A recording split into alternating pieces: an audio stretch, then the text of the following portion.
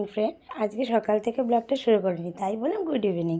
তো তোমরা সবাই কেমন আছো? তার আগে বলি আমার চ্যানেলের সব বড়দের প্রণাম আর ছোটোদের অনেক ভালোবাসা নিয়ে আজকে দিনটা শুরু করলাম।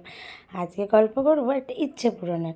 বলেছিলাম না অনেক অনেক কথা তোমাদের সঙ্গে জমে আছে, তার মধ্যে থেকে আজকে এটা শেয়ার করবো। দেখো, এটা হচ্ছে একটা গাড়ির ওপেনিং ছিল, স্কুটির।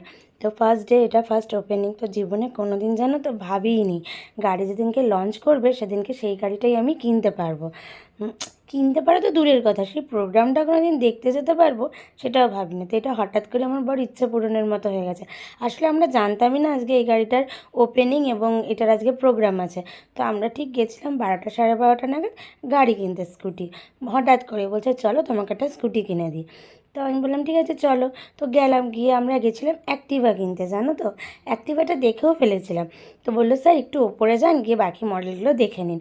তো গিয়ে দেখি কি এই গাড়িটা, ও বললো কি খুব ভালো লাগছে তো বেশ গাড়িটা। তো বললো হ্যাঁ স্যার আজকে এই গাড়িটার নতুন ওপেনিং হবে আজকেই।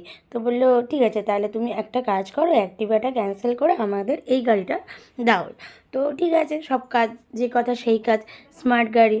তো তাই নিলাম। প্রথমত জানতো রিমোটের গাড়ি নিতেই চাইছিলাম না, বলছিলাম এতদিন আমি দেখেছি চাবি দিয়ে অন অফ করে, রিমোট দিয়ে আবার কী করে অন অফ করবো আমি। তো এই ভেবে নিচ্ছিলাম না। তো বলে দেখো সব পারবে।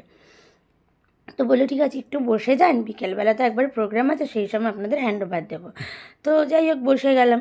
দেখো এখানে তারপরে বিকেল হয়ে গেছে। বিকেল হওয়ার পরে এই যে ওপেনিংয়ের প্রোগ্রামটাও স্টার্ট হয়ে গেছে। কি ভালো যে লাগছিলো জানো, মনের মধ্যে একটা আলাদা অনুভূতি ফিল হচ্ছিলো যে সত্যি মানুষ বলে বিয়ের পর বরেরা ইচ্ছে পূরণ করে। আমার যে প্রতিটা ইচ্ছে আমার বর এরকমভাবে পূরণ করবে এবং এরকমভাবে পূরণ হয়ে যাবে ভাবতেই পারি না। মানে না বলার আগেই যেন আমার বর সবটা বুঝে যায় এবং তার সঙ্গে সবটা পূরণ করে ফেলে। যাই হোক যথারীতি প্রোগ্রাম দেখার পর দেখো এই যে জাস্ট ওপেনিং করলে দুটো কালার বেরিয়েছিল, একটা ব্ল্যাক অ্যান্ড রেড, একটা রেড অ্যান্ড ব্ল্যাক। মানে ব্ল্যাকের ভাবটা বেশি কোনোটাই, কোনোটাই রেডের ভাবটা। তো আমি রেড অ্যান্ড ব্ল্যাকটাই নিয়েছিলাম। তো দেখো এই যে তারপরে বললে আসুন ম্যাডাম আপনার সঙ্গে একটা সেলফি তুলে নিই। তখন আমার সঙ্গে আমার একটা সেলফি তোলালো। তারপর চলে আসলাম সেদিনই পুজো দিতে। তো ঠিক আছে পুজো দিতে মন্দিরে চলে আসলাম। তারপরে আমার বর বললো যে মাথায় একটু ফুল লাগিয়ে সুন্দর করে না সাজলে হয়, ইচ্ছে পূরণ হয়েছে বলে কথা। তোমার তো জানো সত্যি কথা বলতে মনের মধ্যে একটা আলাদা আনন্দ হচ্ছিল।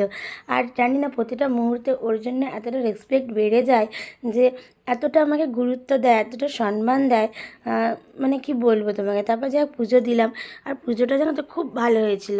দেখো খুব সুন্দর করে ঠাকুরমশাই বেশ পুজো দিয়েছে, মনটা যেন ভরে যাচ্ছিল।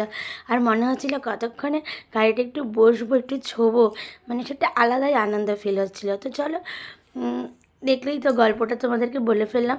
আর গাড়িটা কেমন হয়েছে অবশ্যই কিন্তু লাইক কমেন্ট করে জানিও যে কেমন হয়েছে। আর যারা এখনও চ্যানেলটা সাবস্ক্রাইব করেনি তারা অবশ্যই চ্যানেলটা সাবস্ক্রাইব করে নিও, আর পাশে থাকা বেল আইকনটি প্রেস করে অল বেল করে রেখো, সবার ফার্স্ট নোটিফিকেশান পাবে বলে। তাহলে আবার কালকে আসছি একটা নতুন ব্লগ নিয়ে, সুন্দর একটা দিন নিয়ে।